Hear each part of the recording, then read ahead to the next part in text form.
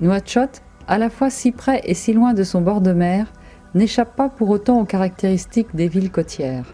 Un climat tempéré, des activités économiques liées à la pêche, au tourisme et une ouverture au monde par son port. Autant de phénomènes et d'effervescence humaine qui participent à la dynamique de la ville. Mais par toutes ces activités, ce littoral constitué d'un simple cordon dunaire peut devenir une menace pour Nouakchott. Des études commanditées par le gouvernement indiquent qu'en cas de rupture de ce cordon dunaire, 79% de la superficie globale de la ville serait inondable. Les inondations ou les risques d'inondation de Nouakchott sont liés à trois facteurs principaux. Il y a le facteur hydrodynamique marin, purement marin, donc élévation du niveau de la mer, surcote, tempête. Il y a le facteur niveau de la nappe phréatique dans Nouakchott et il y a le facteur pluie. Donc la conjugaison généralement de 2 ou 3 de ces facteurs risque d'avoir un impact et donc des inondations dans certains secteurs. Vision alarmiste, diront certains.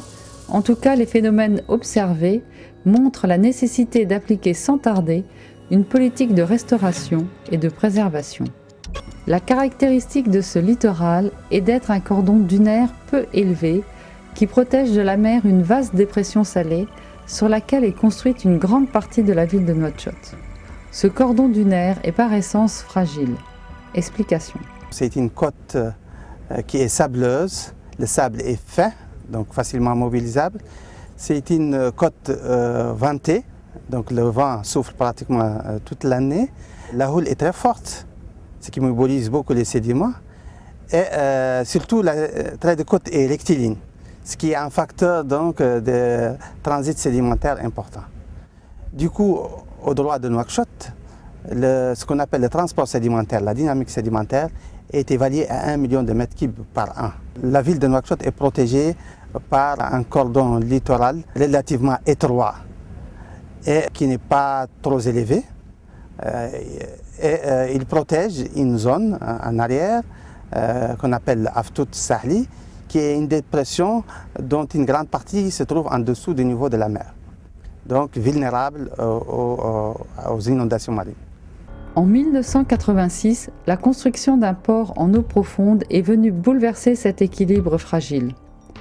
Aucune étude préalable n'avait été faite à l'époque pour en mesurer les impacts environnementaux. Aujourd'hui, le constat est sans appel. Un fort ensablement de la côte au nord du port et une érosion menaçante au sud des installations. Et ce n'est pas l'unique facteur de fragilisation.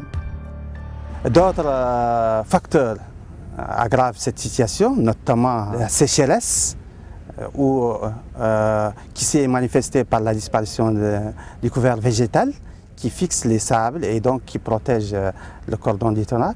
Mais il y a aussi d'autres activités balnéaires qui fragilisent ce cordon littoral. Plusieurs actions préventives ou correctives s'imposent donc de manière urgente si l'on veut éviter d'une part des infrastructures portuaires totalement ensablées et si l'on veut protéger d'autre part l'Aftou et l'ensemble des parties de la ville dont le niveau est inférieur au niveau des pleines mers. La première des solutions pour la sauvegarde du port et de son littoral, le bypassing. Une solution du type bypassing, ce qu'on appelle bypassing, c'est le rétablissement des transits sédimentaires. Ça peut être d'une manière naturelle, comme ça peut être d'une manière artificielle.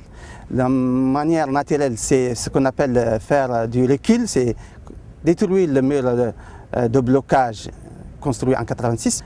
La solution artificielle, c'est complètement mettre en place un dispositif qui permet de transporter le sable accumulé au nord du port et les déposer au sud du port. En attendant la mise en route d'une solution spécifique pour le port, dans la zone nord, des actions ponctuelles de restauration du cordon dunaire sont mises en place. La solution idéale sera donc colmater ces brèches avec des techniques douces, avec donc de la végétalisation, avec la mise en place des techniques de brise-vent pour piéger les sables et conforter la dune littorale. L'idée, c'est le projet en 3 parties. La première partie, c'est de faire une clôture, c'est pour protéger justement le fonctionnement des personnes. Et après, on met les ganifères que vous avez vus, on les a fait avec les branches des palmiers c'est pour justement piéger le sable. Ça donne le temps au cordon de se constituer. Et quand arrivé au stade de 2 mètres, après le niveau que nous voulons, c'est après que nous allons faire la fixation biologique avec les plantes que vous allez voir tout à l'heure, que vous allez d'ailleurs voir, et c'est tout. Parallèlement à des mesures de sauvegarde, une politique de vulgarisation est nécessaire. Action d'accompagnement qui incite au respect des interdictions de prélèvement du sable, à l'aménagement des accès à la plage et à la limitation du piétinement de la dune. Il est important de sensibiliser la génération future. Il me semble qu'il est important d'impliquer l'ensemble des acteurs qui peuvent contribuer positivement à la gestion durable du littoral, mais à la protection de l'environnement marin, à commencer par l'éducation environnementale dans les écoles, afin que l'ensemble des acteurs, le grand public, soit touché par cette problématique qui est très importante pour la génération future et pour la gestion durable de nos littoraux. Nous avons constaté que les gens ont arrêté de prendre le sable. Avant, certains établissements de construction préconisaient le sable du littoral. Mais depuis les campagnes de sensibilisation et les menaces, lorsque les établissements ont aussi la menace réelle qui menace la ville de Nouakchott, les gens ont arrêté d'utiliser le sable du cordon littoral de Nouakchott. Il faut donc espérer que ces campagnes de sensibilisation menées par Clean Beach fera prendre conscience à tous que mettre en ordre le présent, c'est garantir un avenir meilleur tout en se préservant des catastrophes naturelles.